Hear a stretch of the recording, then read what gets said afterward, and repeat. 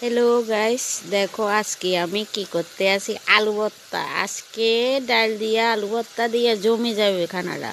দেখো আমি মরিচগুলো তেলে টালে নিলাম, পেঁয়াজও তেলে টালে নিলাম, লবণ দিয়ে একসাথে এটিতে মিক্স করে নিই।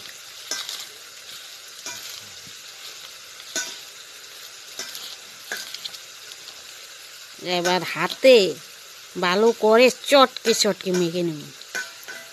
দেখো আর আলুগুলো চটকে চটকে, মানে আমি মাখা বাদে আর ভালো লাগে না, আমি হাতে মাখাটা ভালো লাগে খেতে। জানেন তো বড়রা কেরম, যত আপনি ভালো করে রান্না করেন না কিন্তু পরে রান্নাটাই সবসময় ভালো লাগে।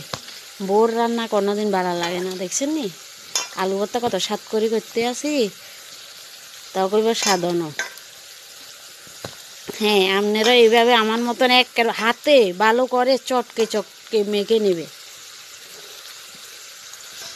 আমি হাতে দুই হাতে দেখো এ শাকাটা একটু উতান করে ভালো করে আমি মেখে নিই। কি দেখতে কি টেস্ট লাগে। ও খেতে দিলে একটু বালা তেল দিয়ে দিই। আর না না না না না বেশি দিতাম না, কম করে দেব। দেখো ভালো লাগলে একটা লাইক